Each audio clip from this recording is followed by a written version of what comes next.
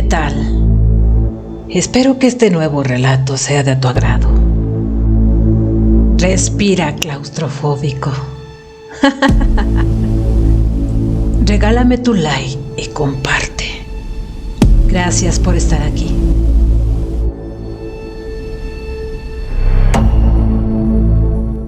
Al principio nadie lo notó. Nunca los notaban.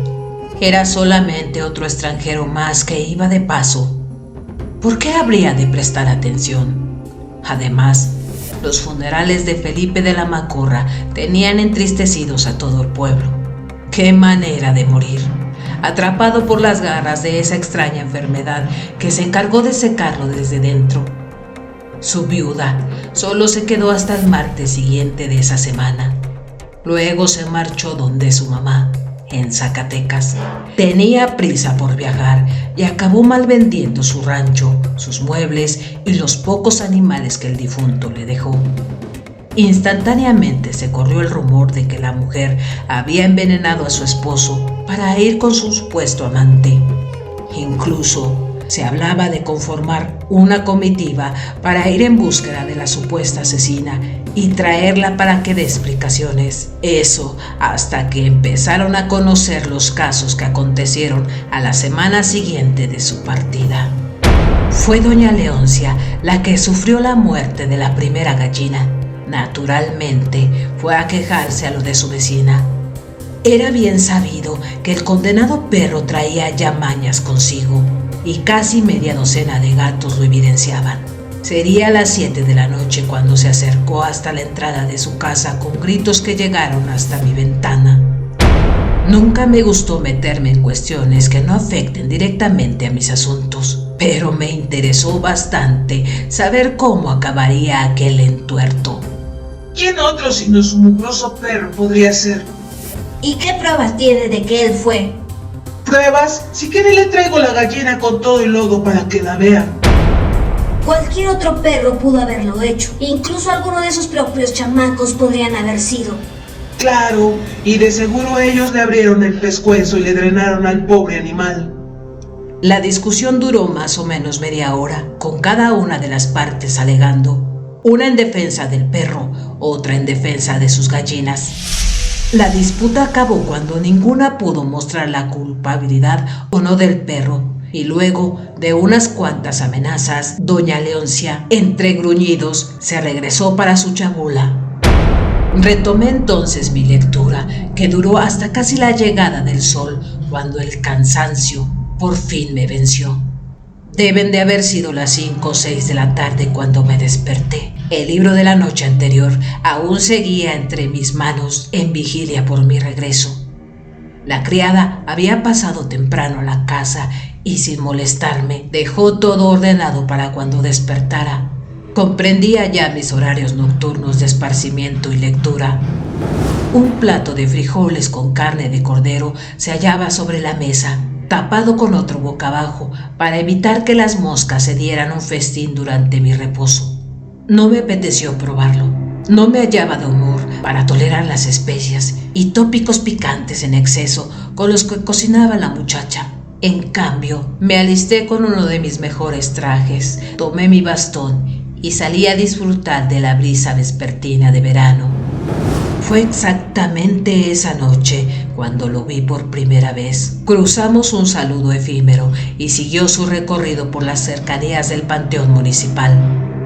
No me considero un lingüista experto, pero el acento de su voz tenía algo que me llevaba a navegar en un barco hasta el viejo continente. Lo observé mientras se alejaba. Su aspecto pálido, sus ropas negras, los ojos hundidos como si el sueño lo hubiera abandonado hace semanas. Su andar entrecortado, con la vista en el suelo, evitando pisar quién sabe qué. En fin, todo en él llamó poderosamente mi atención hasta que lo perdí de vista cerca del hospital, en donde el día siguiente el perro de doña Eduviges apareció muerto. Parecerá un dato poco relevante, pero en un pueblo tan pequeño y supersticioso como este, fue algo que no pasó desapercibido.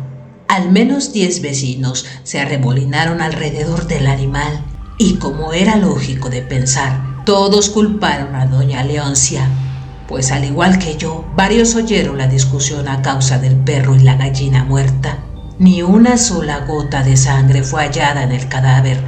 La venganza, al parecer, había sido llevada a cabo con saña, y a pesar de que doña Leoncia negó haber matado al animal, la incredulidad de la multitud de los vecinos que la señalaban la encerró en su chambola durante una semana en la cual un segundo perro apareció en iguales circunstancias. Los murmullos se esparcieron como la peste. Otra vecina acusó 2 gallinas muertas, ambas completamente disecadas, que fueron exhibidas a la vista de todos en el centro de la plaza central. Entre cientos de teorías, casos y casos comenzaron a salir a la luz, y en más de una ocasión solo se trataba de una historia inventada por alguna chismosa que deseaba ser parte de la noticia del momento. Yo continué con mi rutina, intentando hacer como si nada pasara. Me hallaba a la mitad del libro que estaba leyendo, así que no tenía tiempo para conspiraciones o hipótesis fantásticamente elaboradas. Me gustaba saborear cada capítulo leyendo de manera más lenta posible. Además, nunca tuve una especial simpatía por los animales. Pero cuando llegué al clímax de la historia, había pasado 4 días y 3 perros muertos más.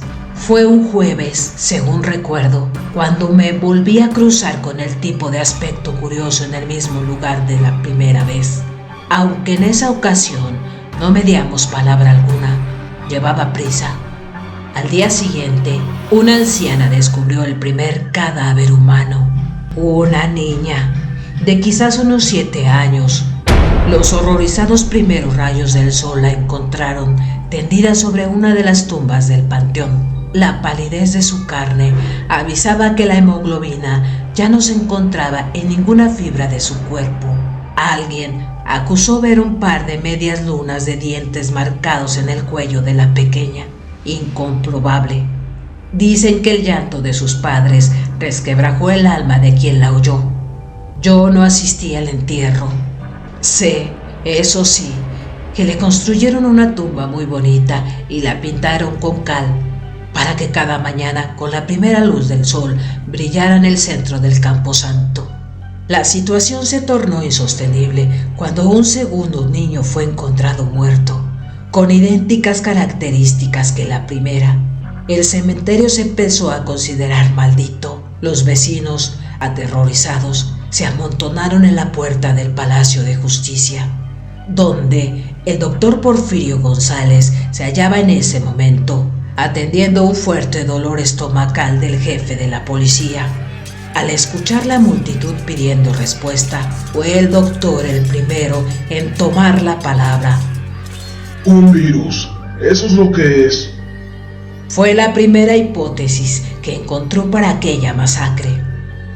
Pero, ¿y las mordidas? ¿Y la sangre? ¿Qué clase de virus es ese? Nadie podía decir con certeza quién fue el primero en pronunciar aquella palabra. Probablemente llegó desde el fondo de la multitud y de inmediato clavó sus garras en el corazón de las personas allí reunidas.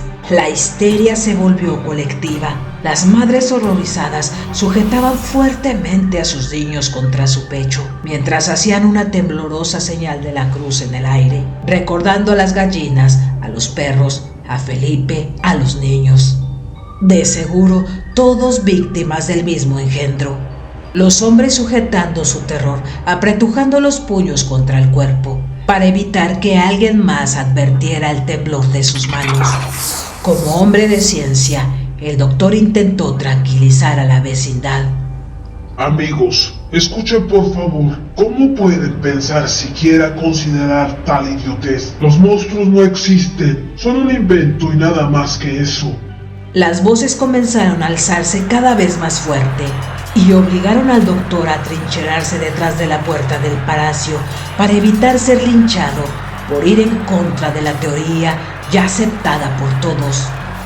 ¿Pero quién?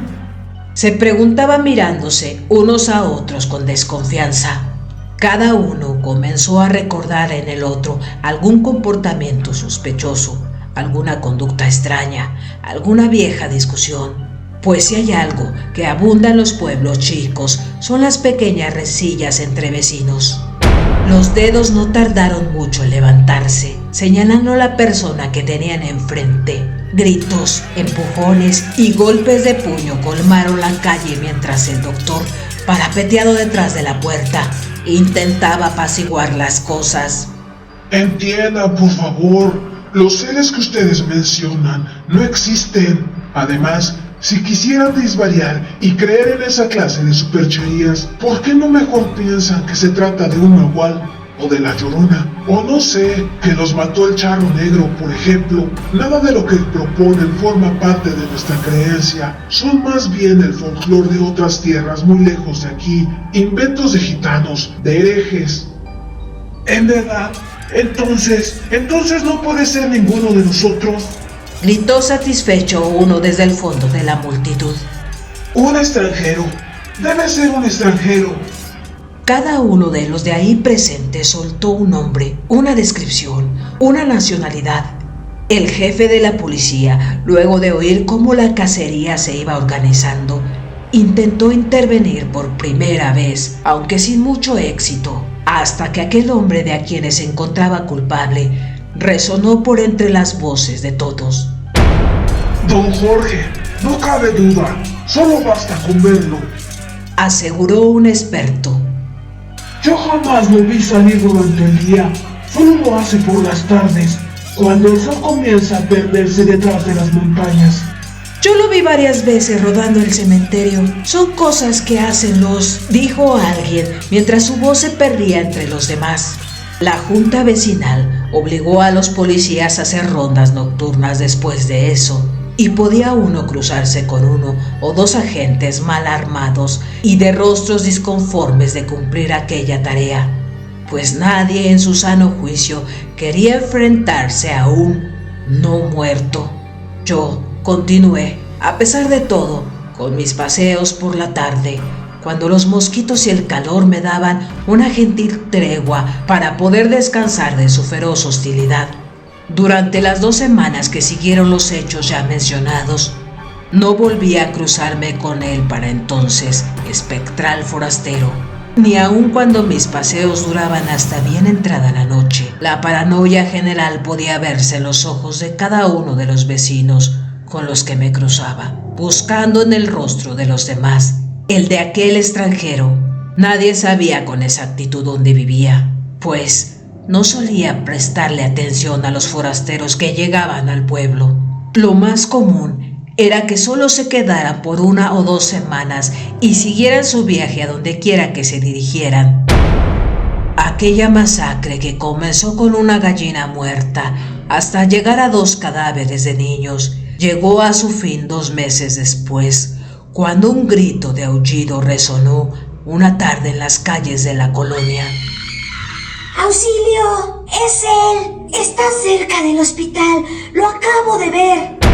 Para cuando llegaron, una mujer yacía muerta sobre la cuneta y el extranjero, inclinado sobre ella, parecía hablarle. El más primitivo de los instintos, ese que nos previene de los peligros que nos acechan, hizo que sus piernas se desanclaran del piso y comenzaran una veloz huida. Ni bien vio una multitud, logró llegar hasta el cementerio, de seguro con la intención de esconderse entre las tumbas, pero para su desgracia, la ferocidad con la que lo perseguían, sobreponiéndose del espanto de enfrentar a aquella criatura sobrenatural, lo arrinconó contra la losa del sepulcro de Felipe de la Macorra. Fue Filemón, según recuerdo, el que partiendo una rama de un joven camichín, se arrojó con todo su peso sobre el engendro, hundiéndole la improvisada estaca en las carnes, en la altura del pecho. Una patética expresión de desconcierto se vio en el rostro del vampiro, unos segundos antes de extinguirse para siempre y sembrar en ese lugar su leyenda. Dicen que un árbol brotó de aquella estaca. La verdad, yo no lo vi. Me fui de inmediatamente después de lo acontecido esa noche a Zacatecas. Para entonces me encontraba leyendo como Jonathan Harker firmaba el último capítulo de mi libro. Naturalmente, los asesinatos en aquella colonia acabaron.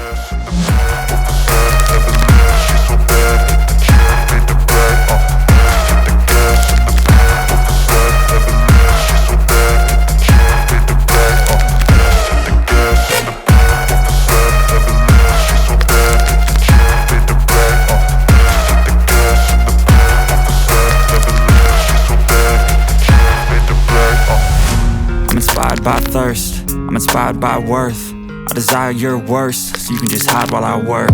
I ain't tired, you first. I'll write a second, third verse about the lies you go disperse. You never did shit, I know it hurts, but something deep inside